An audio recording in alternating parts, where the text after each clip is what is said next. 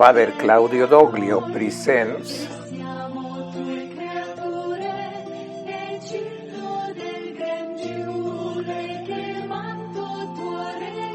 The Passion of Jesus according to Matthew,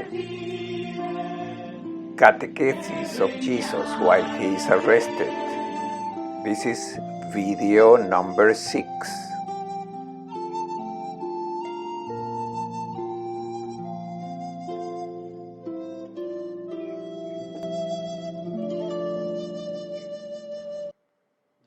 Jesus had awakened the sleepy disciples in the Garden of Olives, announcing that the Deliverer was near. He was still speaking when Judas, one of the 12, arrived, and with him a great multitude with swords and clubs. The soldiers sent by the chief priest and by the civil authorities of the town arrived with the task of secretly arresting Jesus.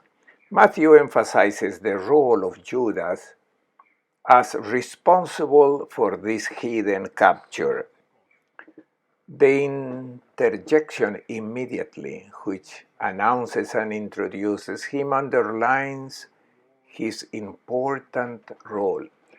Although it has usually been translated as betrayer, the Greek text always uses the verb to deliver, and therefore we must call Judas the one who delivered him, the one who took upon himself the responsibility of placing Jesus into the hands of sinners, of his adversaries. Judas had given a sign to the soldiers because their task was to permit the secret arrest of Jesus when the multitudes were not present. The sign that the deliverer gives to the soldiers is that of friendship. It was normal for a disciple to approach the master and greet him with a kiss. In the darkness of the night, the soldiers would not have been able to recognize which one was Jesus among the others present in Gethsemane, and therefore the role of Judas serves to identify the master. Immediately he approached Jesus and said, "Hail, Rabbi." The Hebrew word rabbi is used again, perhaps to underline the mentality of Judas, who considers Jesus a teacher but does not believe in his messianism and divinity. That greeting, which is translated as hail, in Greek is chaire, and it is precisely the same greeting in Luke when he addressed, the angel Gabriel addresses Mary, and we have translated as rejoice. It is the literal translation of a common greeting in the Greek language. The friendly gesture of a kiss, accompanied by a fraternal and cordial greeting, hides a bad intention. Jesus thoroughly knows the disciple's heart, recognizes his evil intention, and says to him, "Friend, do you do what you have come for?" The word friend is not the Greek philos, but another word, etaire, which occurs only 3 times in the New Testament and only in Matthew. In addition to this recurrence, it is put in the mouths of 2 characters in the parables. One is the master of the vineyard, who addresses the grumbling worker saying, "Friend, I do you no wrong, take what is yours and go." And it is the same thing that the king who enters the banquet hall says to the one who has no wedding garment. "Friend, how do you come here without a wedding garment?" We understand well that it is not a term of affection that expresses friendship. It is a term that indicates rather a companion, a partner, and it is used with a certain distant and reproachful attitude, like saying, you, friend, don't be so smart. Don't think that I haven't understood you. I know very well who you are, why you are here. You pretend to be my friend and you kiss me affectionately, but I know your heart and that you are here only to give me away. They came to him, laid hands on Jesus, arrested him, and one of those with Jesus drew his sword and struck the servant of the high priest, cutting off his ear. The evangelist Matthew inserts a catechesis of Jesus here. Despite the dramatic situation of the great tension of the events, Jesus speaks like a teacher who gives the disciples fundamental teachings. First of all, he invites the violent disciple to put the sword in its place and quotes a kind of proverb: all who take the sword will perish by the sword. A similar formula also appears in the book of Revelation, probably a popular saying that Jesus uses to condemn the use of violence. The sword sums up, in a way, every kind of weapon. You cannot fight evil with another weapon of evil. The instrument of violence may be renounced. Jesus taught a non-violent attitude, to turn the other cheek. To him who asks you for the tunic, let him have your cloak also. If one compels you to walk 1,000 paces, walk with him 2,000. Jesus realizes concretely in the first person what he taught others. He is an authentic teacher because he puts into practice his teaching.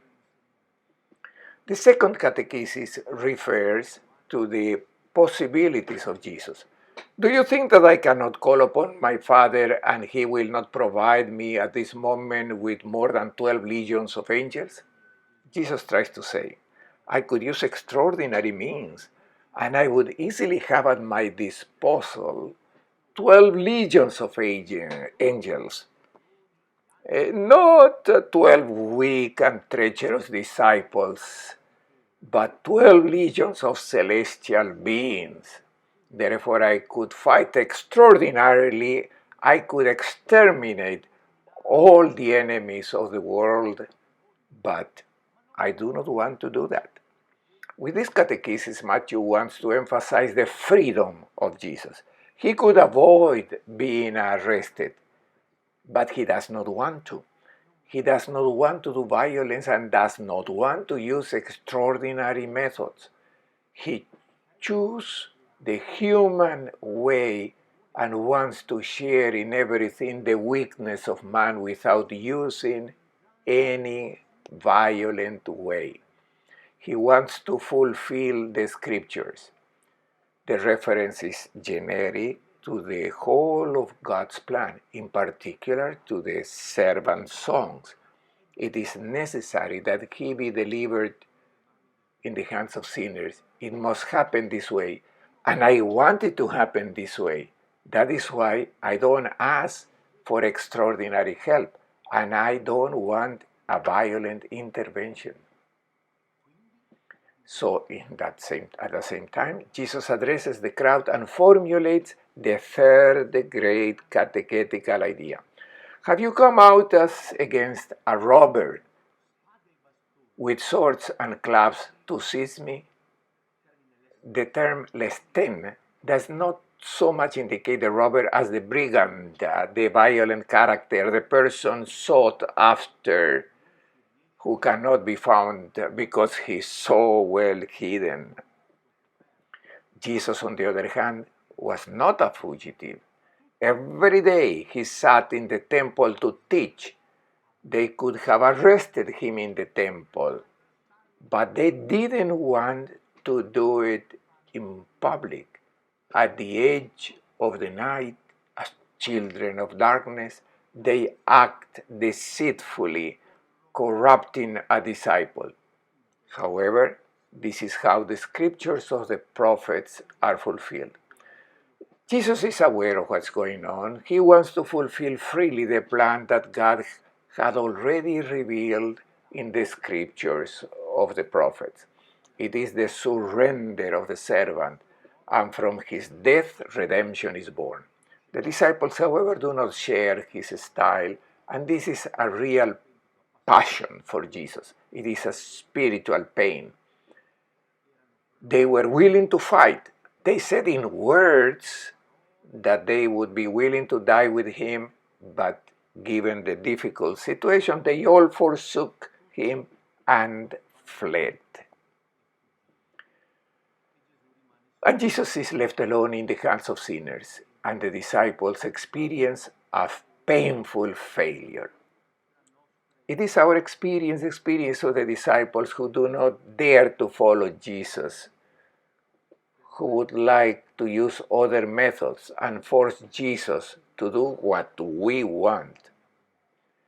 Let us ask the Lord in the meditation of his passion to become authentic disciples who neither flee nor forsake him, but follow him on the way of the cross in an obedient and docile way. While he was still speaking, Judas, one of the 12, arrived, accompanied by a large crowd, with swords and clubs, who had come from the chief priests and the elders of the people. His betrayer had arranged a sign with them saying, "The man I shall kiss is the one, arrest him." Immediately he went over to Jesus and said, "Hail, Rabbi!" and he kissed him. Jesus answered him, "Friend, do what you have come for." Then stepping forward, they laid hands on Jesus and arrested him. And behold, one of those who accompanied Jesus put his hand on his sword, drew it, and struck the high priest's servants, cutting off his ear. Then Jesus said to him, "Put your sword back into the sheath, for all who take the sword will perish by the sword. Do you think that I cannot call upon my Father, and he will not provide me at this moment with more than 12 legions of angels? But then, how would the scriptures be fulfilled, which say that it must come to pass in this way?" At that hour Jesus said to the crowds, "Have you come as against a robber with swords and clubs to seize me? Day after day I sat teaching in the temple area, yet you did not arrest me. But all this has come to pass that the writings of the prophets may be fulfilled." Then all the disciples left him and fled.